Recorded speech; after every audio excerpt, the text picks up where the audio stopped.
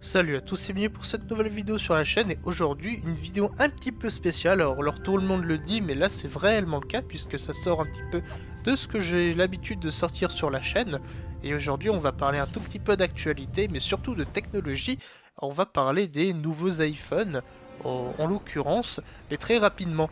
Et comme vous le savez, si vous avez lu les dernières news, eh bien vous avez pu voir que les nouveaux iPhones sur les benchmarks notamment, ont éclaté absolument toute la concurrence. C'est-à-dire que déjà il a écrasé les précédents modèles et en plus de battre bien tout simplement les smartphones disposant du dernier SoC Android disponible, le Snapdragon 845. Mais je vais donc vous expliquer pourquoi dans cette vidéo les iPhones ont tendance à être beaucoup plus puissants que les smartphones Android. Mais pour ça, le sujet va me demander d'utiliser des termes techniques, je vais donc essayer de rendre le sujet le plus accessible possible. Je précise également que le but de cette vidéo est de vous divertir et non de créer un débat Android versus iPhone. Les commentaires qui alimenteront ce débat seront donc bloqués. Alors vous le savez sans doute, mais nos smartphones regorgent d'un grand nombre de composants, de caméras, lecteurs d'empreintes, mémoire flash, mais le plus fascinant reste le SoC, l'abréviation de System on Chip ou en français Système sur puce. C'est cette puce qui contient le processeur, la mémoire vive, la puce graphique, etc. Si vous avez lu les dernières news concernant les nouveaux iPhones, vous savez alors qu'ils sont équipés du dernier SoC de la marque, l'Apple A12 Bionic, qu'on va abréger par A12, qui a obtenu un score en tout de 360 000 points, soit 70 000 points de plus que le Snapdragon 845, qu'on abrégea par S845. Et comme je vous l'ai dit tout à l'heure, le Snapdragon 845 est le plus puissant SoC Android actuel. Alors on entend parler du Kirin 980 ces derniers temps, mais comme il n'est pas encore sorti, eh bien, avec notamment le Huawei Mate 20, eh bien, je n'en parlerai pas plus que ça dans cette vidéo. Sachant que l'Apple A11, quant à lui, a un score de 245 000 points, soit un gain de presque 50% de performance en faveur de l'A12. Je reviens à la question du jour, pourquoi les iPhones sont les plus puissants? Et avant cela, on va parler un petit peu de transistors, et c'est ce truc-là. Ils se trouvent sur les cartes électroniques et sont miniaturisés dans nos processeurs et dans notre cas, dans nos systèmes mobiles. Plus il y en a, plus c'est performant. L'A12 est gravé en 7 nanomètres contre 10 pour le S845. Plus la gravure est fine, plus ces transistors sont petits et on peut donc en mettre beaucoup plus. Pour augmenter les performances, mais on peut aussi choisir de ne pas en ajouter et donc de diminuer la consommation électrique. Ça, c'est ce que presque tout le monde sait. Mais il existe un autre moyen pour améliorer les performances. C'est de faire un bloc CPU et GPU plus gros par exemple, ce qui permet de mettre plus de transistors et on arrive enfin au vif du sujet. Pour la suite, on va regarder et décortiquer l'intérieur d'un A12 et d'un S845. Mais vous inquiétez pas, j'essaierai de vous guider à travers la suite de la vidéo. Alors pour commencer, on va regarder l'intérieur d'un Apple A12. Alors les composants que j'ai pas besoin de vous parler, je vais vite le survoler mais vous expliquer à quoi ils servent. Donc voici l'intérieur d'un Apple A12.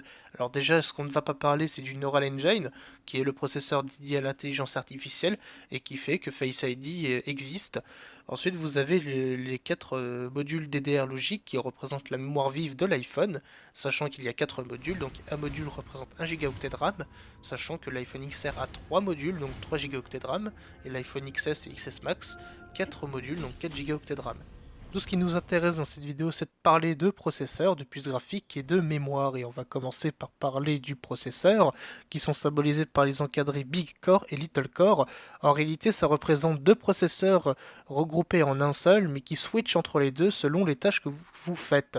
En gros, lorsque vous jouez à des jeux par exemple, les deux gros cœurs sont utilisés, et pour les tâches légères comme YouTube ou même Internet, eh bien, le SoC utilisera les petits cœurs afin d'économiser de la batterie. Ensuite, vous avez le GPU, alors ça, vous savez à quoi ça sert, c'est ce qui vous permet d'avoir 60 FPS sur vos jeux. Et ensuite, vous avez le système cache slices qui représente la mémoire cache. En gros, cette mémoire, c'est un intermédiaire entre le processeur et la mémoire vive. Je ne vais pas rentrer dans les explications, ça risque d'être compliqué autrement, mais pour faire simple, en gros, vous stockez un jeu dans la mémoire vive, et lorsque vous le quittez, il sera stocké dans la mémoire cache, et lorsque vous allez relancer le jeu, et donc que la RAM demande à nouveau que ce jeu soit dans la mémoire vive, et bien la mémoire cache, transfère le jeu bien dans la mémoire vive.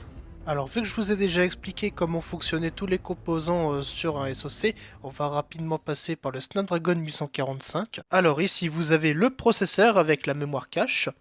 Ici, vous avez le modem pour la 4G, le Wi-Fi, et ici, vous avez le GPU.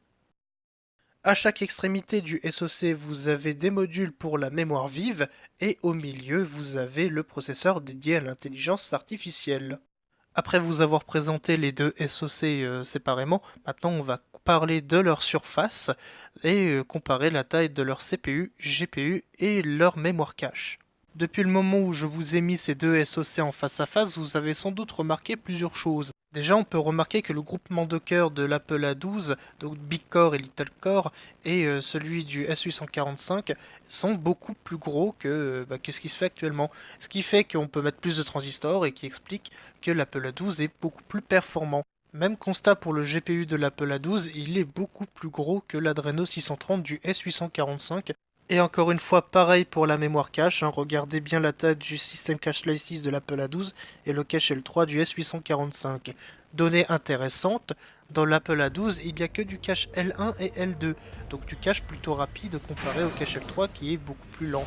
Sachant que la quantité de cache L2 de l'Apple A12 est de 8 mégaoctets, ce qui est énormissime, contre 2 mégaoctets de cache L3 pour le Snapdragon 845, ce qui est vraiment très peu en comparaison.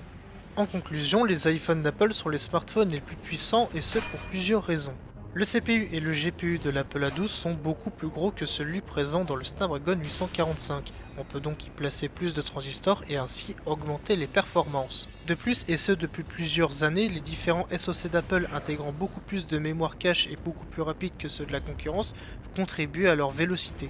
Et voilà, maintenant vous savez pourquoi les iPhones d'Apple sont les maîtres en termes de performance. Et d'ailleurs, Qualcomm, en passant pour votre Snapdragon 855, vous savez ce qu'il vous faudra améliorer.